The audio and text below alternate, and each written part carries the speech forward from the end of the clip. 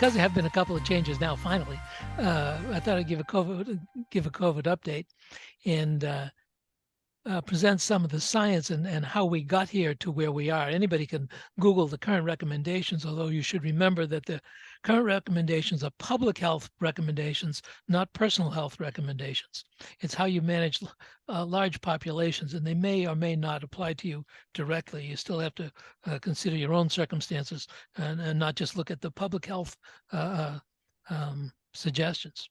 So to get a little bit scientific, if we can, this is this is our friend the M spike. The M spike is here, and you see they're called S proteins, and the S protein has three components. So let's just look at the blue one here. Here's the receptor binding domain of this S protein, and then there's this upper component is called S1, and the lower component is called S2, and it's a trimer of three separate proteins, all exactly the same. So each one has a binding domain, an S1 segment and an S2 segment, and that's what makes up the very sensitive. That's what makes up the M spike. Now the M spike, especially the binding domain is a receptor binding domain is relatively easily identified by the immune system and bound by immunoglobulins. So in order to hide out from the immune system, this is the M spike. What it does, it adds these complex polysaccharides in certain places where it tends to be recognized, so that it can hide out. So the virus is very clever. Now here's the binding. It's called ACE2, but it's angiotensin 2 because that's what it is. Angiotensin 2 converting enzyme receptor, and it consists. Here's the human cell. Here's the receptor. Kind of looks like a crab, looking down upon a crab here. Now this shows the M spike, the blue one, binding to the angiotensin 2 converting enzyme receptor right here. And you'll notice that the M spike actually undergoes a conformational change, and then it can bind to here. Now there's some scuttlebutt about us, not all of us being identical, which we're not. And angiotensin converting enzyme receptors vary a little bit. And some people's susceptibility to COVID may be less because their angiotensin converting enzyme receptor differs enough from the standard. Now, there are various variants that have come along, and there are criteria. So what makes a variant? And there are a whole bunch of criteria. It'll take several slides to get through this. The first one is just genetic mutations. If you can have a single nucleotide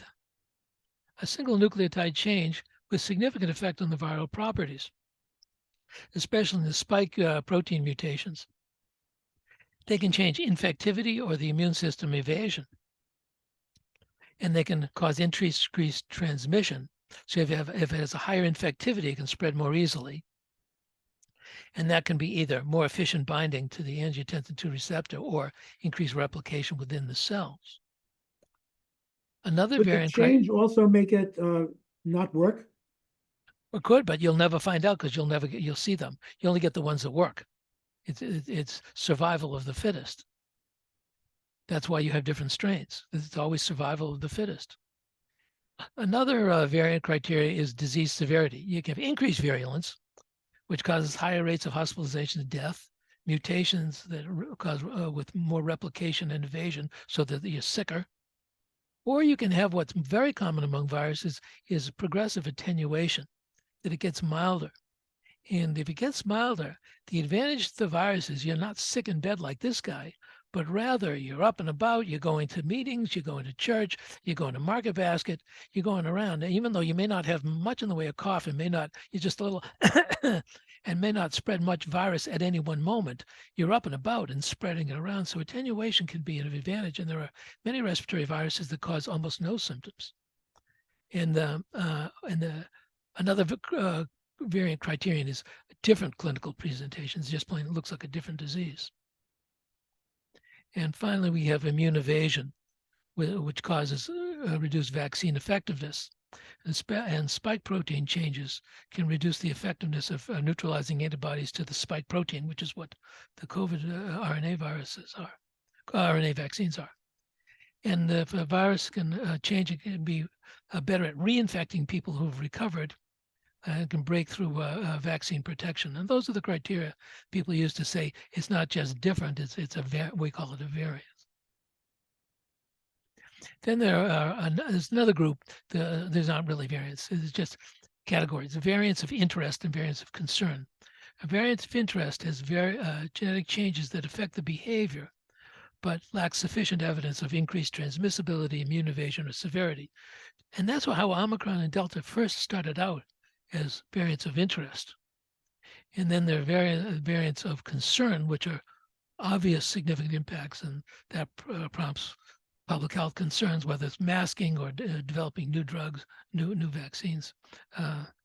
That gets people really going if the variants of concern. Now, I want to show you the timeline. This is this we can probably all remember here. They call this ancestral. Now, that implies, and they talk about disinformation, that implies that that's the only skullduggery I think I could find here. That ancestral implies that, oh, it came from bats and it didn't come from Wuhan. But anyway, this is the American experience. And it came in January 2020. This is July 2020. Now, we can all remember when BioNTech had their first emergency use authorization. Everybody can remember that, and everybody got a story, including me, which I won't tell, about how they got their struggles to get that first vaccine. We were all running around like chickens with their heads cut off trying to find the vaccine. And as soon as the vaccine came out, we started, not because the vaccine came out, but when the vaccine came out, we started to see the first real variant, the alpha variant, in here. And then we had the beta variant, and then really in here, the gamma variant, a little bit, and then the gamma variant became more prevalent and took over for the most part briefly. And then the very virulent Delta virus came by, and everyone remembers that with the bad winter. And then we went to Omicron. Now, I thought that because the Greek Greek alphabet has 24 letters, I thought that we would just have 24 variants and just be done. It would have to be over. But it turns out that wasn't true, that the virus did not know there were only 24.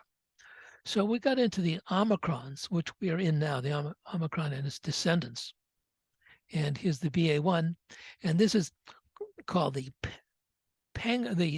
letters are the Pango system, which is just letters. It's B, and then BA, BB, and then if it's different, it'll be C and D. It goes on and on. That's one way to organize it. And the other way is just by giving it names like Greek names. Now here's July 22. We were in Omicron. Now this is way back, jump ahead, spring of 23. And I spoke about this before, and I was talking about XBB. Now XBB is just a cross between two of the Omicron Bs. Somehow maybe two viruses were infecting the same cell, and they passed along, they exchange a lot of their DNA information. So it's a cross, X being a cross to BB. And now 1.5 was practically everything.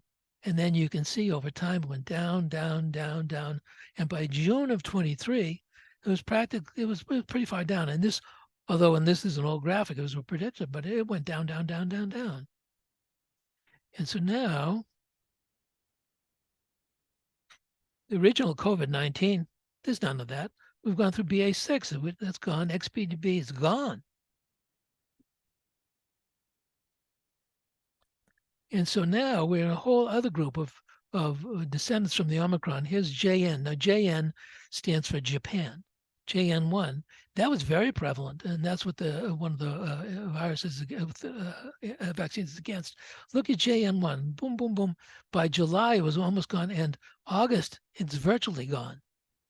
Now, if we go to the CDC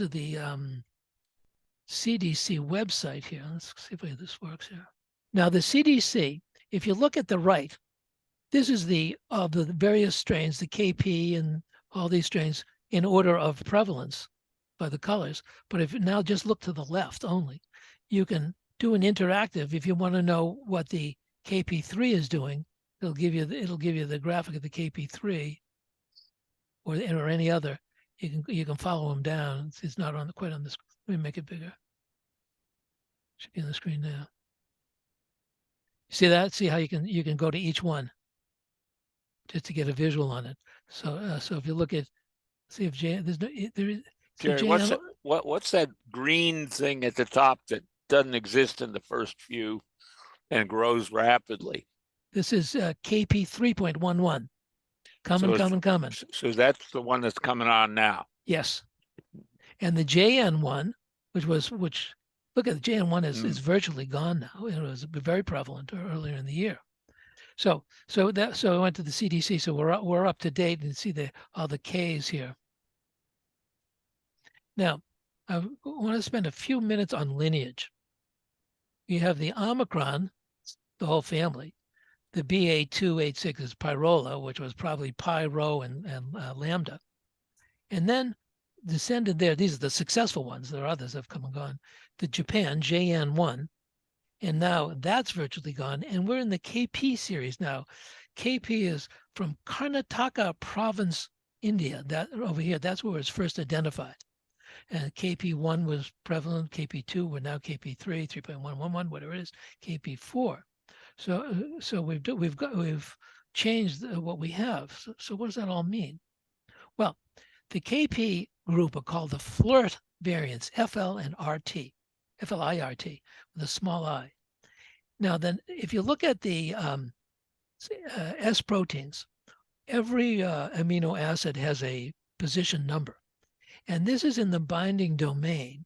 All the KPs have a couple of the same mutations. They have in position 456 phenylalanine, which is FL, is F. F is for pH. Fluorine, phenylalanine, is changed to leucine, L. So the F phenylalanine is now mutated to leucine, so it's F456L. And then in position 346, arginine, R is for arginine. Arginine has been replaced with threonine, and that's what defines this whole KP3 group. So where are we now? So we have updated and approved and available vaccines. We have messenger RNA to produce antibodies against the KP2 spike protein, receptor binding domain. Well, KP2, if you happen to notice, is virtually gone. We're now to KP3. Comirnaty is Pfizer and Spikevax is Moderna. They didn't change the names, they just updated them. But there's so much overlap in the structures that people are very confident, and they should be, that these will cover what's out there now. Now, you should remember they can't do 6-month studies on these vaccines. You do a 6-month study and the strain is gone. You can't, it doesn't work. Now, somebody brought up the entire spike protein, the is what Novavax, Nuvaxovid, what Novavax makes. And this is the JN1, which has a huge overlap with the KP strain. So it's thought that it's going to be quite successful. Now, the reason they left this in is that some people are nervous about having messenger RNA injected into their bodies. God knows why, but they're nervous about it.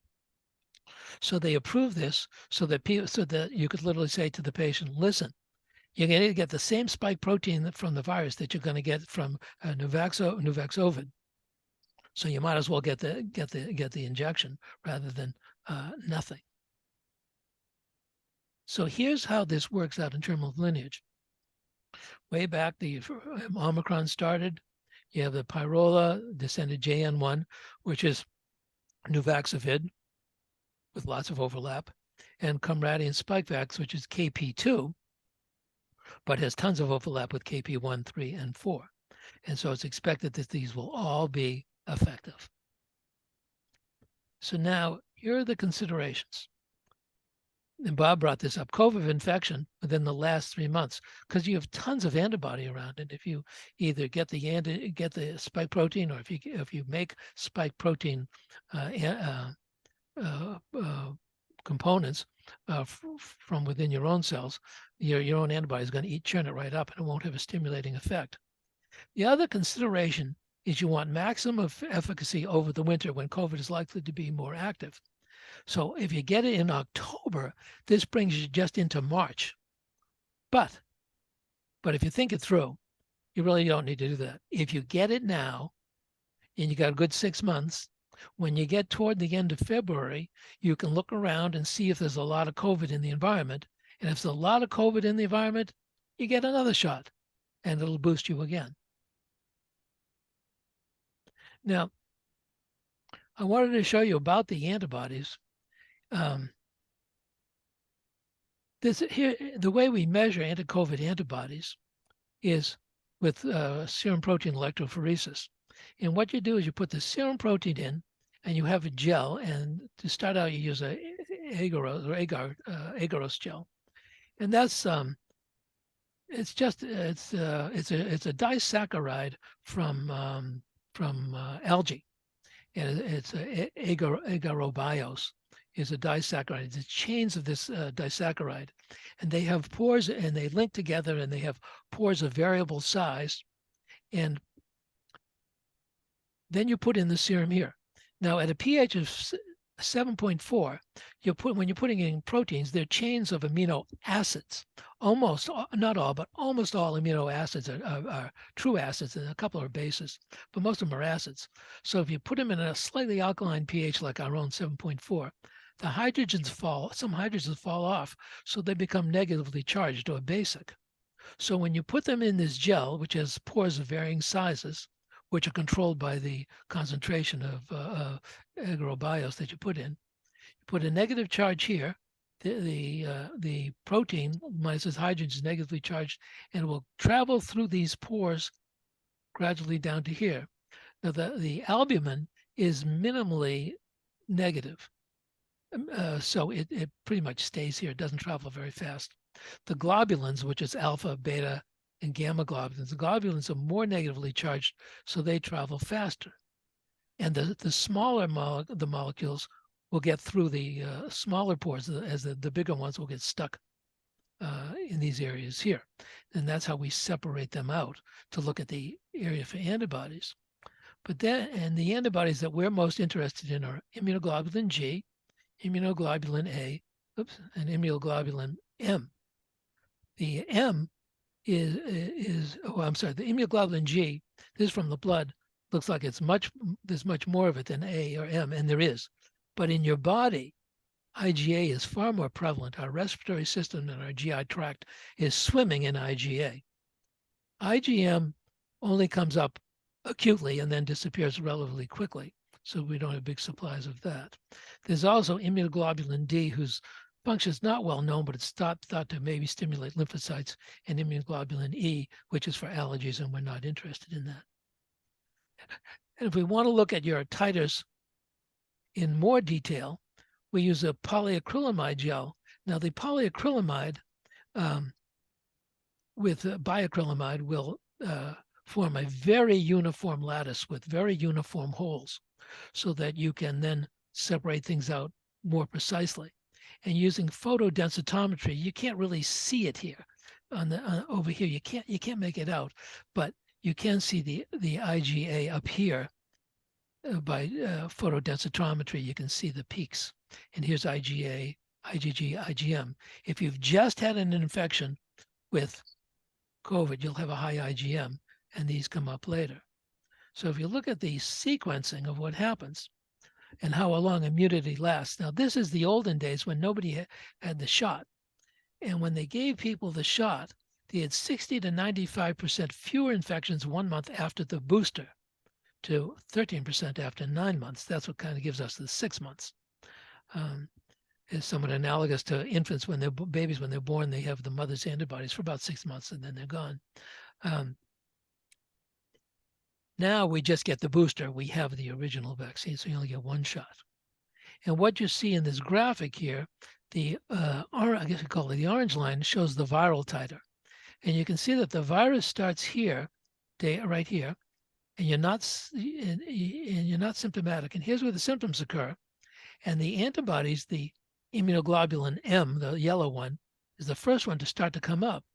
But the virus is replicating in the what's called the naive patient who never had COVID up till about day 12. And then then it replicates less and less and less, goes down. And here's your immunoglobulin M, which provides protection. And that comes up sooner, after about 7 days, and after 5 days rather, and the IgG starts up at 7 days and gets to effective titers after a couple more days. And here's the immunoglobulin G. And then immunoglobulin A is the green one. I guess this is green and this is G. And this is how they come up. These will last, IgA and IgG will last about 6 months. M is gone after about a month or so. Oh, and if you look at the efficacy, in the first 6 months, fewer hospitalizations and death, 5% as many deaths. So there's no question about the efficacy of the vaccines. And looking at our responses that we get. Now, these are people, this is to the respiratory binding domain, to the COVID virus. If you get the vaccine only, like Moderna, which is to the binding domain, here are the levels that people get who have the vaccine only. And here are the people with hybrid immunity, which means they had, like me, COVID and had the immunizations. How long does it take for the vaccine to be working in your system? Shortly after the second dose. So for example, if I had a vaccine yesterday, when does that become a couple active? of days, 2-3 days? No, no, I'm sorry. You're getting 3 or 4 days. Yeah, few days, just a few days. It's pretty effective. That's the booster. You've already been primed, of course. Correct. And then you say, well, but what immunoglobulins? Because IgA is the one that protects the respiratory system. Immunoglobulin G is the vaccine only, is the hybrid. This is interesting. Now, these people never had COVID. This is way back. They never had COVID, vaccine only. You check their antibody titers, they didn't have any. That's how they got into this vaccine only category. They got into the protective range, but right at the bottom of the protective range, people with hybrid immunity get a lot of IgA. IgM is, interestingly, it's the same in both groups. IgM just comes up the same. And then if you look at antibodies against the full spike, which is to be expected, if you get the vaccine only and you're getting the respiratory binding domain, you're not going to get much more than you're going to get here, because it's the same. You're not making antibodies against the full spike. Now, you may remember WA1. WA1 was what was the first strain in Washington when it first came out way back. I don't know if people remember that. And here's the vaccine only. And then later on, people had hybrid immunity. Here's what they got. And again, they go through and then the alpha strain, the hybrids did better, the beta strain, the delta strain. Now, here you go. Omicrons. Here's where things start to go down. Now people are below the protective level here. This is why we're having vaccines now, because immunity is lower now than compared to these previous strains. And here's BA2. We're beyond BA2 now. We're down to KP now. So people with COVID who've had the hybrid immunity, because they make a multiplicity of antibodies against all components of the virus, they have bigger responses. Not to be forgotten is, if once you've been immunized, you still have your T cell memory, and you have memory B cells and memory T cells. The memory B cells go down 2 pathways. One, they differentiate to plasma cells and make antibodies, or they can just go back into memory. B is for bone. They're stored in the bone marrow. They originate and stored in the bone marrow and in lymph nodes. And then the T cells, which originate in the thymus, do the same thing. Some go to, here's cell death if it was killing something, but it will also be viral death. In this graphic of cell death, and some are stored as memory T cells. So they contribute to the immune reaction, but they take several days to come up. So you have time, the virus can, if you get infected, the virus has time to replicate for a few days before these cells start making antibodies, or the killer T cells start attacking the virus. Not to be forgotten is Paxlovid, which consists of two drugs, nirmatrelvir and ritonavir. This is a tongue twister, nirmatrelvir. Now, here's what happens when a virus takes over. Here's the virus here, and it's in the cell, and it replicates its own RNA, of course. But it also produced this huge polyprotein of all the components that it's going to need to assemble for its nucleocapsid and its envelope and God knows what that it has to have, and some enzymes inside it. So it makes this very long polyprotein, and then it has a proteinase to cut this polyprotein into its component parts. And the component parts then do the virus assembly. And then you have the virus and off it goes. It kills the cell and out it goes. So we have two parts to our Paxlovid. We have ritonavir, which is called the pharmacologic enhancer. And what the pharmacologic that it enhances is nirmatrelvir. Or nirmatrelvir. And nirmatrelvir inhibits the splitting of that long COVID protein, the long one, into its component parts. It inhibits that. So it looks like this. Here's your SARS virus, comes in the cell. Ordinarily, it makes some viral DNA. It makes a long protein here. And this long protein has to be cleaved by this proteinase so that it has the component parts to reassemble to make a new virus. What the nirmatrelvir does is it inhibits this protease, so it just sticks around at this big, long, useless, long protein. The ritonavir, its job is only to slow down the metabolism of nirmatrelvir. So it has no reaction at all on the virus. It just keeps the titers of this drug up, and that's why it's called a pharmacologic enhancer. Now, they say you can start Paxlovid within the first 5 days, which really makes no sense. The virus is replicating rapidly. You want to start it as soon as possible. So you want to test right away, and it's positive. You definitely want to start the Paxlovid because you want to stop viral replication.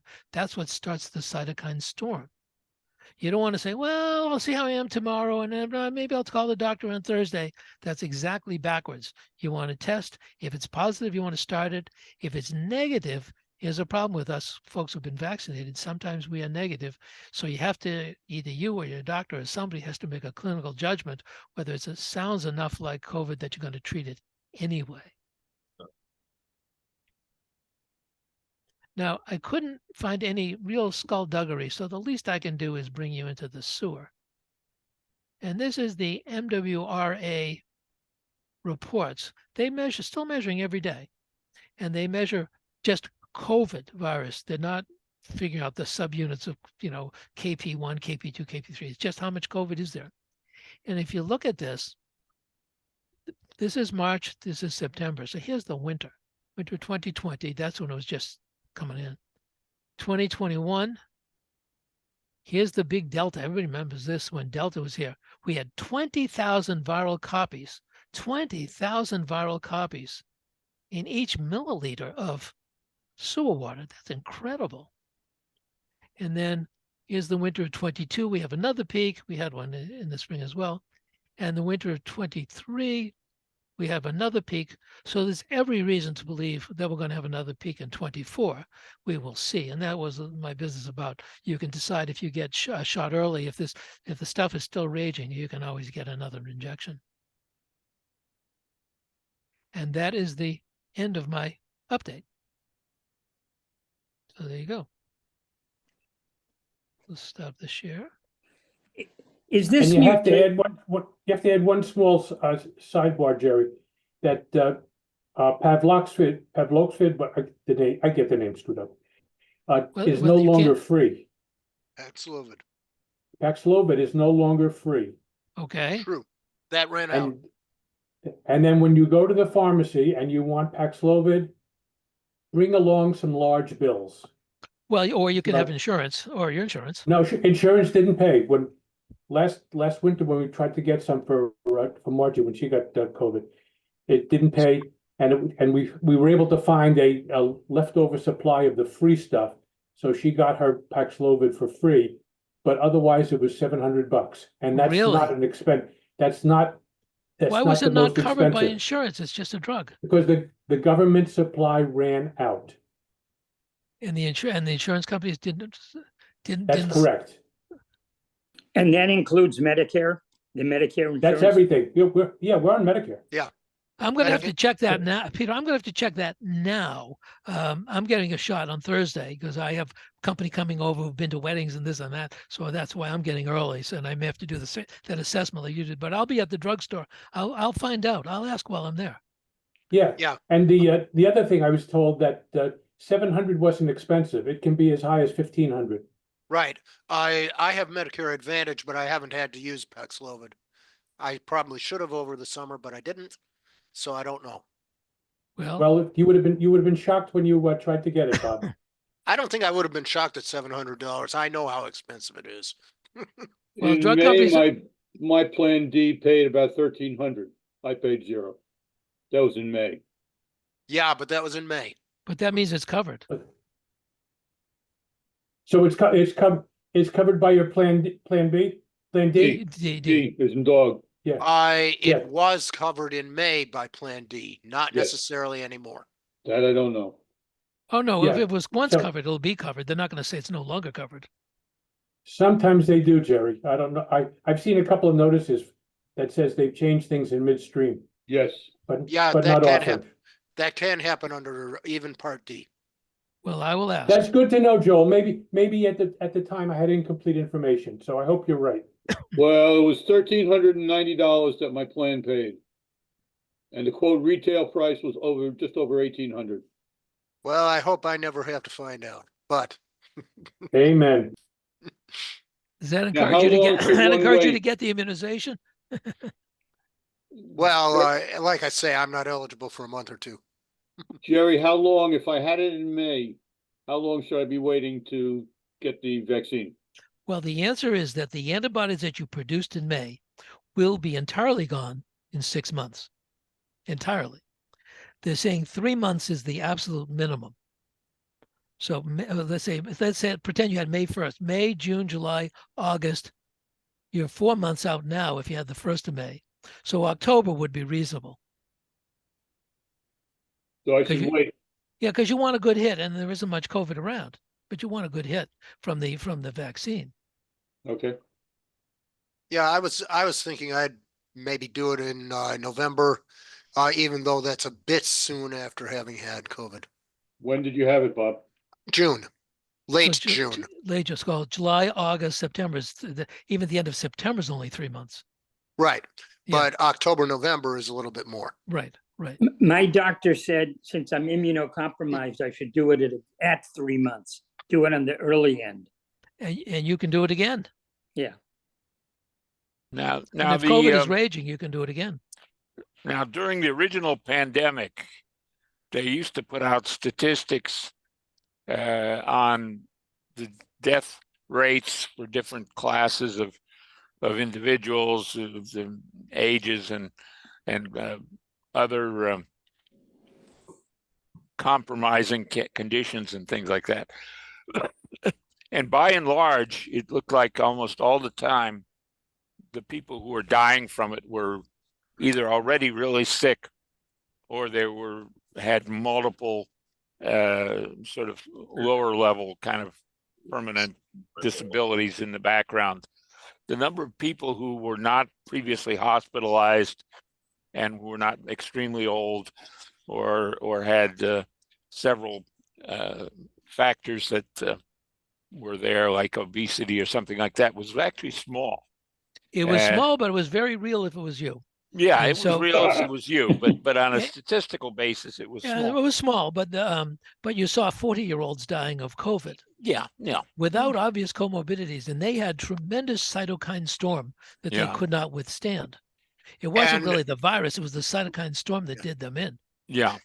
And then there were the things that But- started happening to younger children who had repeated infections. There were some the of that, cardio- and there were also the things that happened to cardiomyopathy. children who had vaccines. And, the myocarditis and things like that happened. Yes. Well, the especially argument, younger men. the Yeah. argument for children was that more children die of influenza than die of COVID. Yeah. And so any argument you made for COVID should have been made for influenza. And it wasn't rational thinking. The school teachers were adults. They didn't want to get COVID. So they said, oh, we can't do this. And which I understand. I wouldn't want to either. Bunch of kids. But there were all sorts of strange ideas which were unproven, like you're going to infect Granny if the kids are going to infect Granny and kill Granny. Yeah. They were unproven, and they got a life of their own.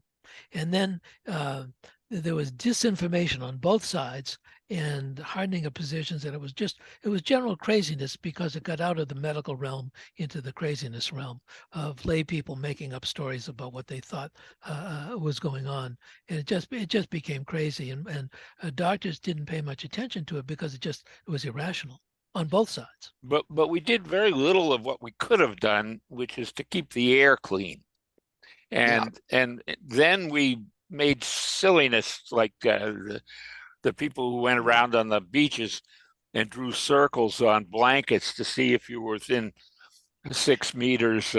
Ted, I did the gas exchange with a 3-mile-an-hour breeze. It was so dilute after about 1 second, you couldn't possibly, nothing has infectivity of one. You couldn't possibly get COVID on a beach, but the beach police were out there. It was laughable. It was laughable. And of all the places that you would have low chance of getting infected, it would be the beach. Because right, in addition to the breeze and the sunlight, with extraordinary amounts of reflectivity off the surface of the sand, the ultraviolet flux, obviously, everybody knows about sunburn. But talk about sunburn too. Ted, talk about misunderstanding it. My dentist office, where I probably got COVID, the hygienist wore a beekeeper outfit. She couldn't have possibly infected me. Yeah. The secretaries, when the office was empty, they took off their masks. And then when people came in, they put on their masks, not understanding they were aerosolizing the virus. If they had a little COVID, they were aerosolizing the virus, and then they put the mask on. It didn't make any sense what they were doing. Yeah, and it was clear from when that super spreader event happened at the Marriott Long Wharf at Biogen's conference. Yeah. It was clear exactly what happened, what was going on. All this business about washing boxes that came from the supermarket and stuff was insanity. It was clear it was being broadcast through the air because people were breathing. You mean I shouldn't have put my mail in the microwave? No, probably didn't. Well, if it's junk mail. I still do that now. You probably don't want to put your Viagra or Cialis in the microwave there. Probably. No. You know, Jerry, to what you said, you didn't talk about one thing. And I think that's the fear that many people still have. And that's long COVID. We know, real. I think it's real. And I think most people know zero about it. And I think there's very little evidence or understanding from the medical profession as to what it is, what's going on, whether it's a multiple diseases, a single disease, is it in fact related to COVID per se, or what it is. It's not known. It's not known. It doesn't seem to be an autoimmune disease, but telling you what it isn't is not very helpful. No, people don't know what it is. Now, when I had COVID, I hate to talk about this when we meet with our old friends that we call an organ recital. When I had COVID, I had some shots or whatever. And I was very sick for one day. I was somewhat sick for the second day, and it was like I had never been sick on the third day. And that was long enough for me. And that's the effect of having antibodies around and having memory T cells around. Long COVID is long COVID and anosmia, loss of smell, are the two mysterious effects of COVID that are not well understood, even to this day. And when you don't understand a disease, your chance of finding a cure is about zero. Yeah. I had one person talk to me who's a doc of some sort, and I forgot what kind he is. He said when COVID first came, doctorate in history. Computer science. No. He was an MD, and he early on, he said the biggest thing that worried him was the lack of smell because of the very close proximity to the neurons and stuff of smell to your brain, and an ability for that to go to your brain and cause serious brain injuries in terms of what's going on. It hasn't been proven out, It I hasn't don't really think. been, it has not been seen. Cognitive changes have not been seen from that. Right, but early on, I think that was a logical thing to think about Sure. in Okay. terms of what's going on. Do And, bloodhounds get COVID? Don't Just know. asking. Dick is either having a seizure or wants to say something. Turn on your microphone, Dick. People have, other I'll never problems. forget what's his name. Yeah, the problem, yeah, There you a go. lot of discussion here. I don't know if I want to add anything to it or not, to tell you the truth. Because I look at this stuff from a molecular basis. And a lot of things that are out there, a lot of things that have been stated are old wives' tales as far as the science is concerned. A lot of stuff, as Jerry says, we don't know. We don't understand. We don't understand immunology, really. We don't understand this stuff real well. We have some ideas, and that's why we do what we do medically. It helps out a lot. But the idea that got me going here was to the brain. You breathe in the virus, it gets into your nasal passage, and where does it go from there? It does not go to the brain. Okay? It doesn't go through the system directly to the brain, to the nasal To bulb, the olfactory which lobes. is right behind. The olfactory lobes. Yeah, it just nasal. doesn't go there. It goes into the blood system. Goes to the lungs quite a bit. Goes to other organs readily.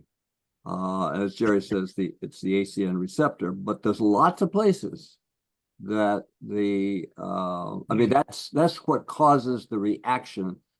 It's a two-part reaction that causes the virus to get into the cells. Okay, and that's what causes that reaction to get into cells and thus replicate. When they come out, some will go back to the nose, and that's what you test for when you do the COVID test. But if it goes to the brain, it has to get in from the blood. Now, there's a blood-brain barrier, and I've not seen any viruses like this that get through the blood-brain barrier into the nervous system in the brain. So I don't think that that's ever going to happen unless we find out for those viruses. what it's worth, my logic when the person was talking to me was that smell, in the sense of smell, involves the brain. Sure, it does. Okay, so if you lose the sense of smell, that means the virus is doing something to interrupt the nervous process that goes on between the receptors in the nose or wherever you have, smell receptors and your head. But that's a secondary reaction that's caused the brain to have that, to lose the sense of smell. Oh, so I don't care if it's secondary or tertiary. The fact it was happening is what caused me to start to think about it a little bit and say that, there might be something there. I mean, what it's secondary, you get cut and you bleed, the secondary thing is you die from septicemia. But that's secondary. It doesn't make any difference. You were still cut, and that's what caused. That's the initial entrance to the system. Well, I'm not saying that long COVID that there aren't certain ramifications, such as loss of sense of smell or loss of sense of being able to use your brain, your mind. Okay, yeah, this was before long COVID was known. This was early on. This was early on before long COVID was even identified. There's no COVID virus in the brain when they have long COVID. Yeah. The olfaction is nerve endings in the nose. That's what's injured. Right. The nerve impulse goes up to the olfactory lobes, which are external to the brain, and then into the brain.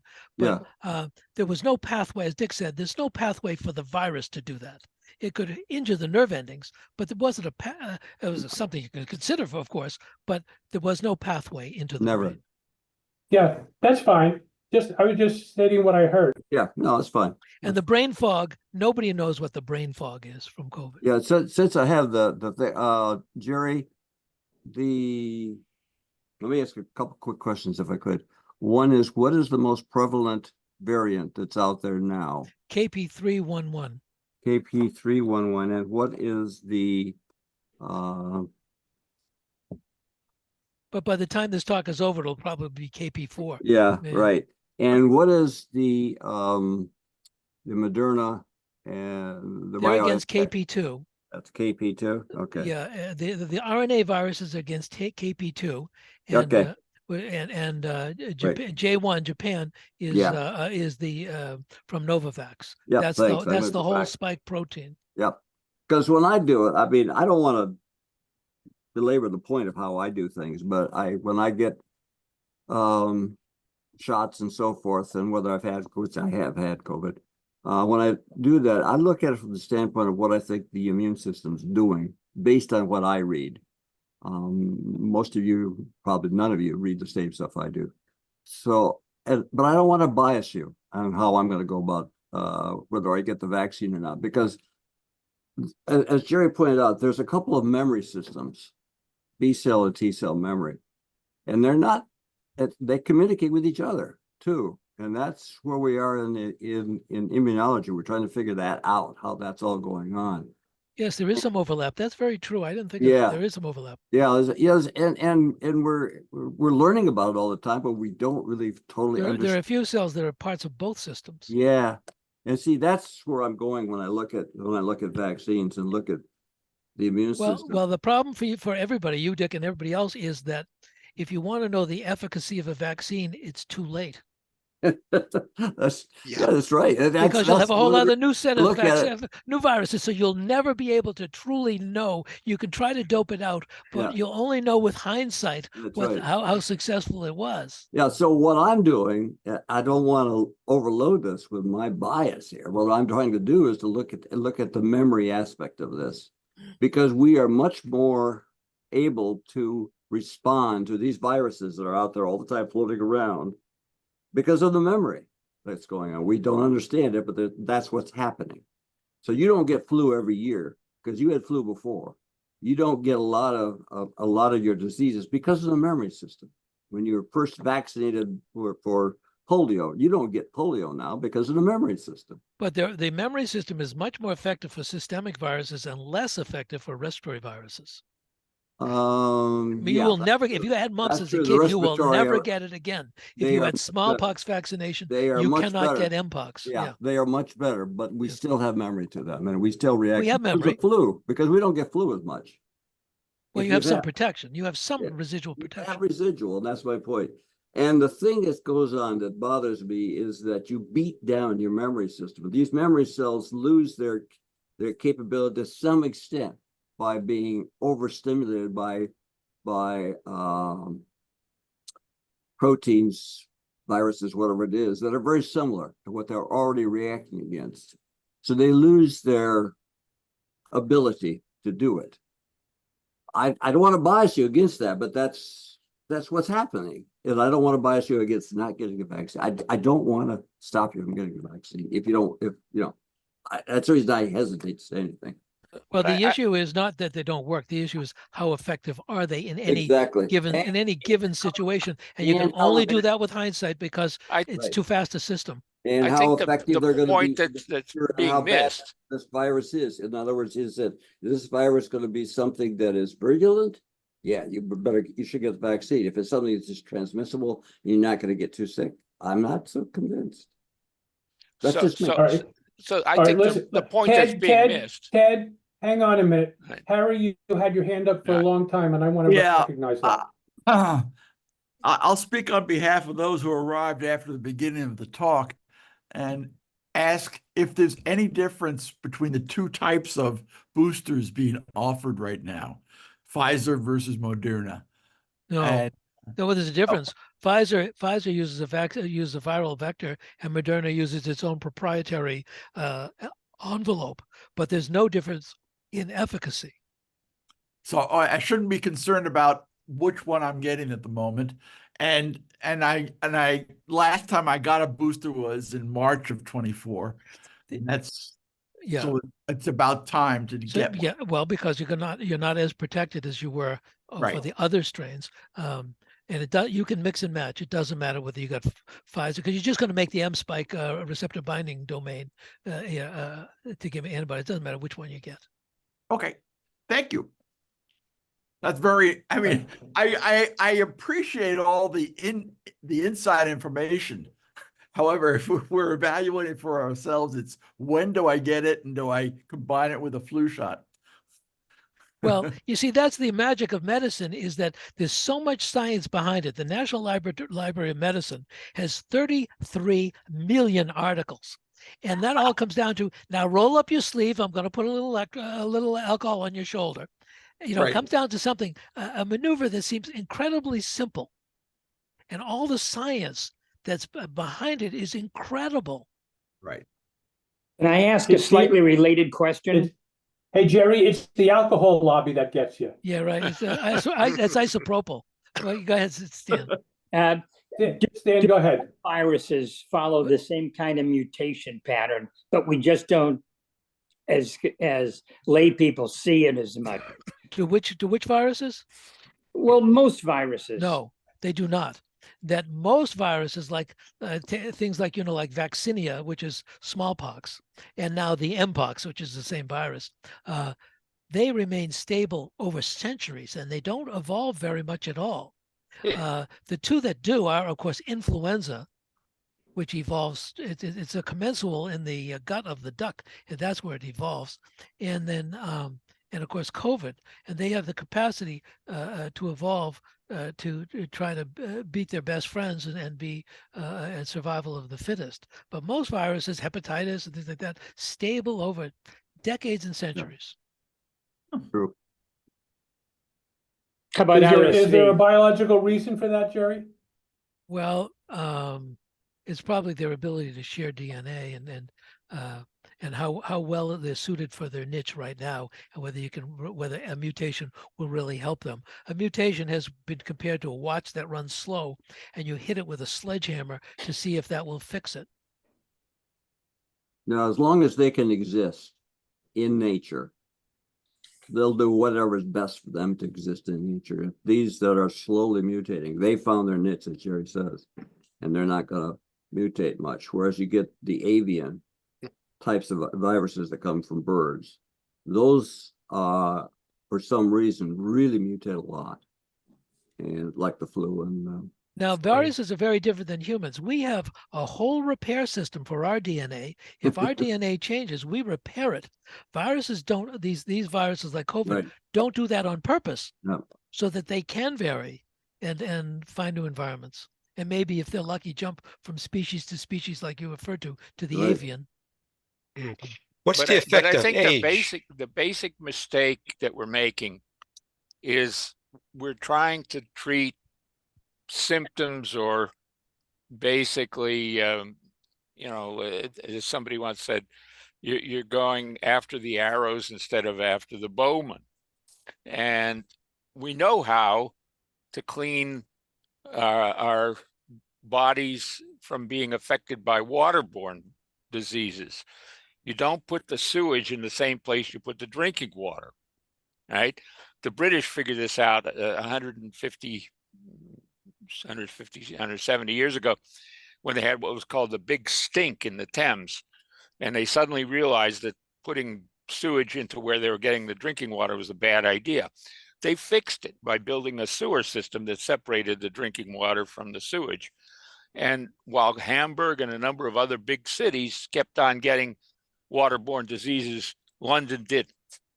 Why don't we do that? Put a fraction of the trillions of dollars we've spent on all these cures, and stop the viruses from being transmitted through the air. Because that's airborne how they get viruses, are far more difficult to control than waterborne viruses, because we have waterborne systems. We can limit where you get your water. We can't limit the air that you breathe and where you go. Well, it's a different dynamic. But we do How do you know stop that breathing, Ted? but we do know that you don't breathe viruses to each other when you're outside. So that's why you get flu and all that in the wintertime, because everybody's inside, right? So if you clean the air inside And we know how the air, when you breathe it out, not coughing or sneezing, just breathing, we know what happens to it. It's buoyant, it rises. If you don't have a low ceiling, it goes up there, eventually it gets mixed up in the ceiling area. That's why, the idea of closing churches was crazy, because they always have high ceilings. Supermarkets are very clean places because they have very high ceilings and cold air. So the air is very buoyant when you breathe it out. We fix that by fixing the air up there.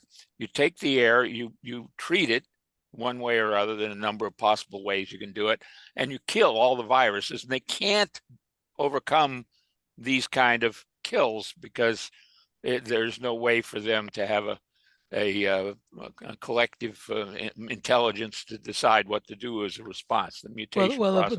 The two problems. One is that although it was not really feasible to put ultraviolet lights up everywhere in every ceiling, it was shining horizontally.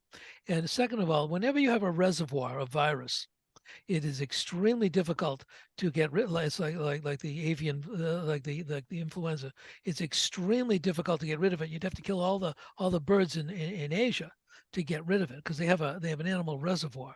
So it's not as a respiratory viruses. But again, go back from to a public health standpoint, are extremely difficult to eradicate. Whereas something like the hepatitis virus is going to be eradicated. But go back to Biogen, right? The super spreader event. We've all been to scientific and technical conferences and stuff. You hold these things with any amount of interest in a room that has a high ceiling, ballroom, generally a hotel ballroom, right? When does the spreading occur? The spreading occurs when the session ends. Everybody goes to either the men's room, which generally has a lower ceiling, or ladies' room, or the hallway where they set up the coffee lines. People are in close proximity with low ceilings. If you just clean the air in the ceilings at the Marriott Long Wharf in the hallways, you would have probably not had that super spreader event. But that air was. You get into technical issues because the longer the people sit there, you get progressively higher titers. It's not like people are walking through and being done with it, but the titers were building up. And in the auditorium, you're talking to each other too. You're spreading it then. Yeah, Mike you're Alexander listening to had the something to say. speaker. No, Generally, you're not talking too much. Can we have Mike talk? Ted, okay, Mike? we got All right, other people want to talk. I just want to finish this up just for a second. Finish Please, this up. quickly. So there was a Jason panel that was chaired by the head of the physics department at MIT at the time on reopening the national labs, and they had a long report. I read the report, and I asked him afterwards. I said, "Why didn't you talk about sterilizing the air with ultraviolet?" Said, "Oh, they were worried about ozone." Well, the trade-off would have been, I think, very favorable for the human race if they had simply published that thing and said, yeah, there was a part about ultraviolet, and they just suppressed it because of this fear on the part of some of these theoretical scientists about ozone. Yeah, just a quick question. There's a third vaccine out there, right? Novavax? Yeah. What do you know about that? That's the entire spike protein itself. There's no RNA involved. It's just an immunization with the entire spike protein. That's against, as I showed you on the graphic, that's against the JN1, the Japan 1, which is the progenitor to the KP group, but has lots of overlap, and it's believed that it's going to be just as effective. And for people who don't like the idea of messenger RNA in their body, being injected into bodies, that's a reasonable alternative. Why wouldn't that be the preferred alternative since it's more of an umbrella? Well, you don't really know the efficacy, and it's against JN1, so it's a little farther than the KP2 to all the KP strains.